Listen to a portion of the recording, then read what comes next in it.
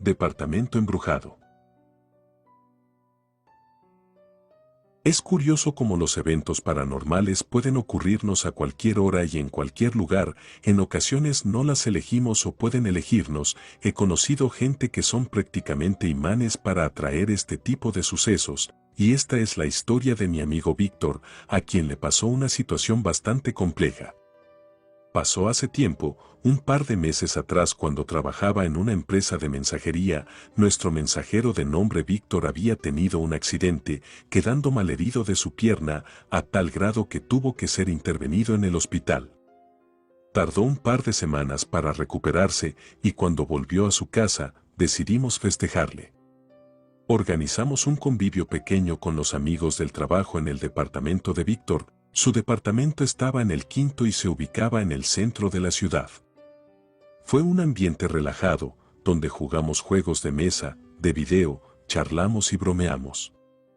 Todo apuntaba a ser una gran velada, pero llegada la hora para regresar a casa nos fue imposible contactar con alguien que nos transportara de regreso a nuestra casa. Por lo tanto, a Víctor se le ocurrió la idea de invitarnos a dormir en su departamento, que al fin y al cabo él dormiría en el sofá cama que estaba en la sala, debido a que aún estaba dolorido por la operación de la pierna. Tanto mi amiga y yo no tuvimos otra opción más que aceptar la propuesta y quedarnos a dormir. El departamento contaba con 2 recámaras, baño, su sala y comedor, y un pequeño lavadero. Aún así era muy espacioso por dentro. No causaríamos ningún inconveniente a Víctor. Dicho y hecho, nos fuimos a acostar al poco rato, no sin antes mi amigo bromeó con el asunto de que una niña se aparecía por las noches y se la pasaba abriendo y cerrando puertas, y de broma le contesté que lo sentía más por él, debido a que dormiría en la sala. A mí me tocó dormir en la habitación principal, la cual tenía un enorme ventanal, y daba una gran vista por estar en el 5º piso. Al momento de descansar, yo no podía conciliar el sueño. Siempre he sido bastante complicada para dormir en cama ajena, además no dejaba de pensar en la broma que nos había comentado mi amigo sobre la niña, pues fuera de su cuarto escuché varios ruidos, los cuales me imaginé que se trataban de él recogiendo lo que pudimos haber dejado tirado, pero lo que me desconcertó fue haber escuchado que algo golpeteaba la ventana por fuera. Las cortinas estaban cerradas, por ello no pude saber qué era o de qué se trataba, pero el ruido solo duró unos segundos para después quedar en absoluto silencio. No le di la mayor importancia y me dispuse a dormir.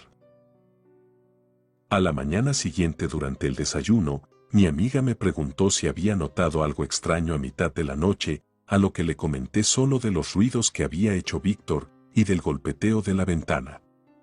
Y ella me comentó que alguien había intentado abrir el cuarto donde se había quedado a dormir. Víctor inmediatamente nos interrumpió comentando que en cuanto él se despidió de nosotras, acomodó el sofá cama y ya no se levantó más.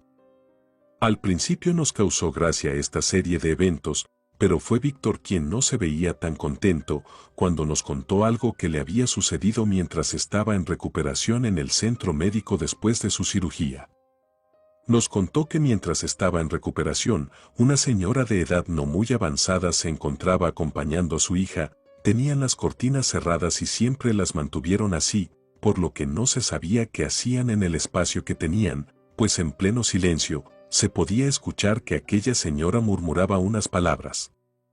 Nadie abría las cortinas por respeto y se pensaba que se encontraba rezando, pero las cosas se sobrepasaron cuando un olor intenso a incienso se impregnó en todo el piso.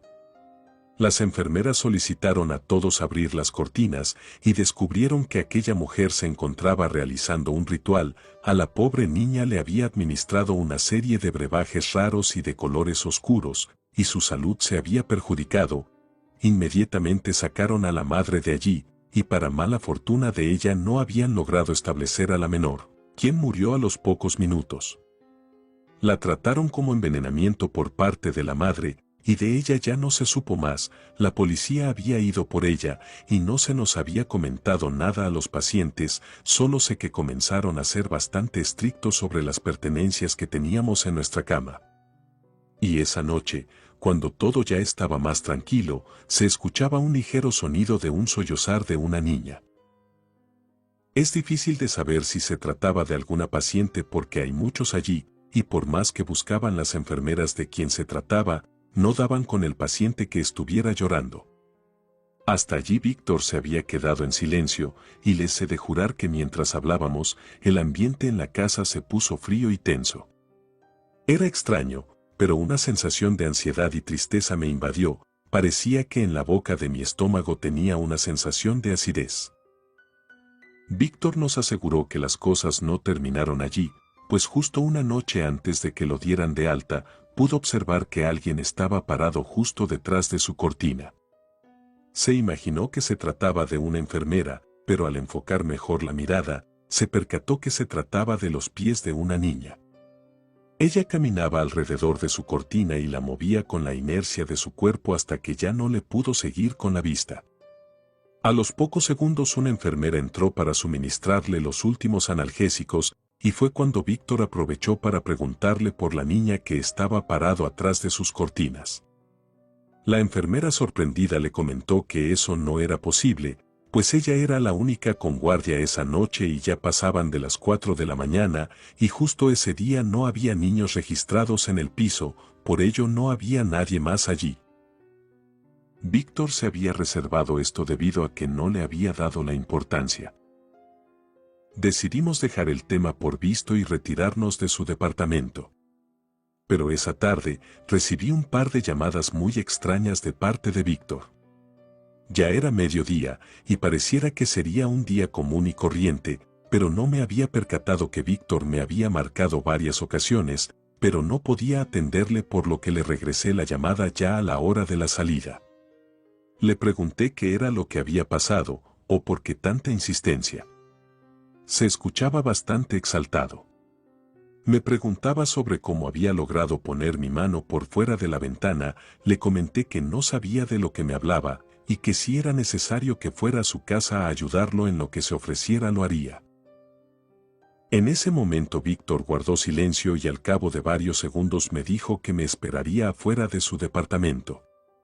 Al llegar al departamento me encontré con Víctor parado sobre sus muletas afuera de él, tal como lo había dicho, me comentó que varias cosas habían sucedido y que no podía quedarse más adentro, abrió la puerta, por dentro el departamento parecía ser el mismo, no había notado nada raro, hasta que escuché como alguien azotaba una puerta de una de las recámaras. ¿Hay alguien más aquí?, le pregunté a Víctor y me dijo que no. Entramos y nuevamente esa sensación de tristeza y ansiedad me invadió completamente, podía sentir que el aire me faltaba.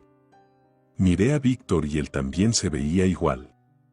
Me indicó con una de sus muletas que entrara hacia la recámara, se acercó a la cortina para recorrerla y mostrarme algo que no comprendí al principio. ¿Quieres decirme cómo hiciste esto?, me indicó Víctor con un gesto de su cabeza. Vi una pequeña mano que estaba marcada por fuera de la ventana, la cual estaba perfectamente formada. Les recuerdo que nos encontrábamos en un 5º piso, esto era prácticamente imposible. Saqué mi celular y decidí tomarle una fotografía. Víctor me comentó que desde que nos fuimos la noche anterior, se habían empezado a escuchar muchos más ruidos que antes, y sobre todo en la habitación en la que estábamos en ese momento. Pensé que se pudo haber metido un animal por la ventana o algún ratón, así que puse mi celular sobre la cama para asomarme debajo de ella, mas no vi nada extraño. Víctor me comentó que en la sala se escuchaban pasos y que en el baño se abría la regadera por sí sola, y cuando iba a ver qué era lo que pasaba no había nadie. Quiso mostrarme de dónde provenían los ruidos de la sala, por ello tuvimos que salir de la recámara. Y mientras platicábamos Víctor me decía que había empezado a ver siluetas extrañas, parecidas a las de una niña que iba y venía por las habitaciones, la sala y el baño. En ese momento Víctor se quedó inmóvil y en silencio mientras observaba a la recámara de donde se había dibujado la mano. Yo volteé para verificar qué era lo que estaba observando, y por el rabillo del ojo logré ver la figura de una niña que estaba parada justo debajo del marco de la puerta. La habitación se cerró bruscamente dejándonos atónitos de lo que habíamos acontecido.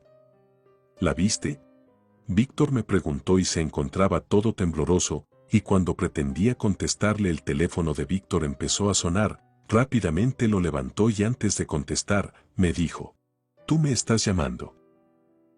Precisamente en la pantalla del teléfono de Víctor se veía mi nombre y mi número. En eso recordé que mi teléfono celular lo había dejado arriba de la cama, en la cual habíamos visto esa niña. El teléfono seguía sonando, a lo que Víctor contestó y luego puso en altavoz. No se escuchaba nada, y con voz quebradiza Víctor preguntó que quién hablaba. Al principio no se escuchó nada, pero un susurro muy tenue se podía apreciar. Fue cuando escuché la voz de una niña hablar. «¿Mi mamá? ¿Dónde está mi mamá?».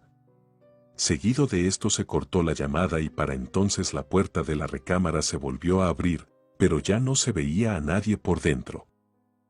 Quise asomarme para ver si veía a alguien, pero un fuerte viento salió de la recámara atravesándonos a los dos. Me quedé observando a Víctor y le pedí que nos fuéramos rápidamente de allí. No me importó el teléfono, había sentido un escalofrío bastante fuerte que me quitó el aire por completo.